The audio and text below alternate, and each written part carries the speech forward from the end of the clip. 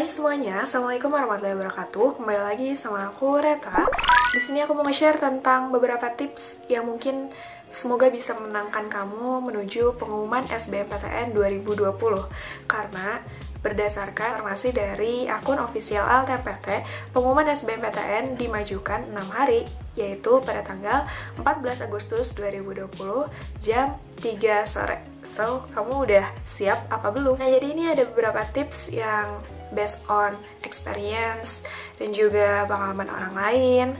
Dan aku juga lihat referensi di beberapa sumber-sumber valid yang emang sudah terbukti berdasarkan pengalamannya masing-masing. Nah, so, gak rasa banget bahwa perjuangan selama ini akan tiba di titik puncaknya, dimana kemarin teman-teman sudah melaksanakan ujian di bulan Juli, dan akhirnya hasilnya di bulan Agustus. Nah, mungkin banyak yang mereka-reka memprediksi apakah gue bakal lolos atau enggak. Itu tergantung sama usaha kamu, sama takdir, dan juga sama kehokian. Ada 6 tips yang mungkin bisa membantu kamu dalam menenangkan diri sebelum pengumuman tiba. Apa aja? Yang pertama adalah minta doa restu orang tua. Kemarin-kemarin sebelum kamu finalisasi akun SBMPTN kamu, pasti kamu kan sudah meminta doa restu kepada orang tua.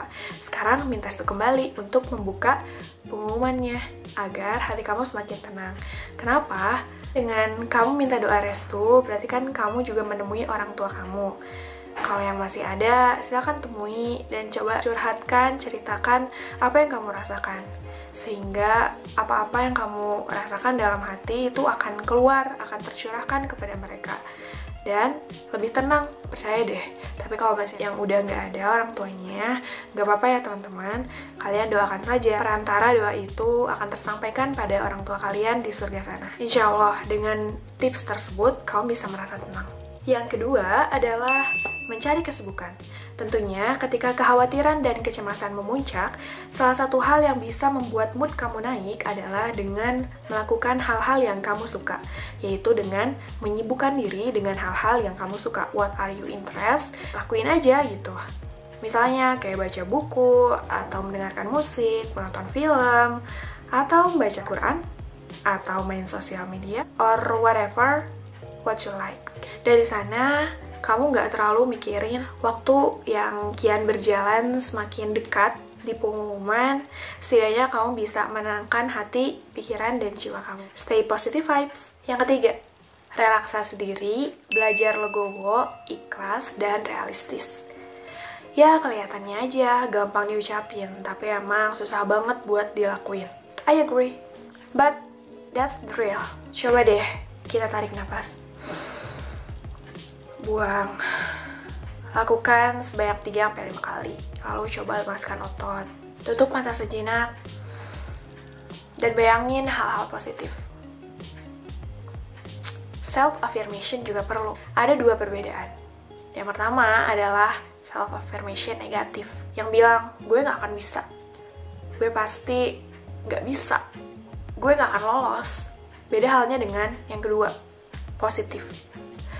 Gue bisa, gue yakin bisa, gue udah melalui perjuangan panjang dan itu prosesnya sangat berharga, gue kuat, gue akan baik-baik saja. Beda kan? Yang kedua itu bakal lebih menguatkan diri kamu, bakal menenangkan diri kamu. So, positive vibes ya. Kamu juga perlu ingat bahwa dalam sebuah pertandingan, yaitu salah satunya di SBMPTN, dari 700.000 pendaftar, itu hanya 100.000 orang yang lolos. Dan 600.000-nya gagal. That's a real. Jadi, mulailah belajar legowo, ikhlas, membesarkan hati. Apapun hasilnya nanti harus disyukuri, karena itu berarti hasil perjuangan kamu di medan pertempuran. Don't worry, kalau misalnya kamu belum saatnya berrezeki di SBMPTN, jalur mandiri, kedinasan, atau gap year sekalipun bisa jadi jalan lain terbaik yang bisa kamu pilih. Dan bisa jadi dari sana kamu bisa lebih sukses dan belajar dari kegagalan lalu. Dengan legowo dan ikhlas, kita pun bakal lebih menerima hasil nanti. Tim hijau atau tim merah, being failed in SBMPTN doesn't mean you die. Yang keempat, yakni tentu aja berdoa. ini yang utama juga ya. Karena ingat, aku pernah bilang bahwa usaha tanpa doa itu sombong, dan doa tanpa usaha itu bohong. Itu benar banget. Karena kita nggak bisa gitu tegak berdiri berdasarkan kecerdasan kita aja. Kita juga butuh kekuatan-kekuatan spiritual, kekuatan dari Yang Maha Kuasa. Dan untuk yang muslim, aku saranin kau bisa sholat tahajud, sholat hajat, dan berdoa di waktu-waktu yang tepat sesuai ajaran yang disampaikan. Pertama adalah zikir ya mujib 100 kali setelah sholat subuh. Itu benar-benar bakal bikin tenang, dan insya Allah akan dikabulin doa-doa yang kamu harapkan. Yang kedua, sholat hajat, yang mana memasrahkan diri kepada Allah. Yang ketiga, sholat tahajud di sepertiga malam setiap harinya, yang mana meminta ampun kepada Allah. Yang keempat, banyakin sedekah. Karena sedekah bukan ngurangin harta kita, tapi mensucikan harta kita, dan juga insya Allah dikabulkan. Dan yang kelima, berdoa di waktu yang tepat, misalnya di sepertiga malam tadi lewat tahajud, atau di antara azan dan iqomah, atau ketika hujan, ketika Jumat kan hari pengumumannya, di sana banyak berdoa juga, dan juga ketika puasa. Besok hari Kamis, puasa Senin Kamis, bisa juga. Setidaknya itu bisa membantu kamu untuk menenangkan hati. Dulu, saat saya SNMPTN, saya membuka pengumumannya itu setelah sholat zuhur, karena waktu itu dibukanya jam 1. Ngerasa lebih tenang aja gitu setelah sholat. Jadi kamu bisa juga, aku sarankan, buat ngebukanya itu adalah setelah sholat. Kelima, ini pas hari pembukaan pengumumannya sih. Kamu kalau misalnya ngerasa nggak siap banget, kamu bisa minta bantu temen kamu buat bukain pengumumannya. Tentunya orang yang dipercaya ya, dan kamu harus menerima hasil dari dia. Apapun hasilnya, ya kamu udah minta bantu sama dia, kamu ucapkan terima kasih, gagal ataupun berhasil.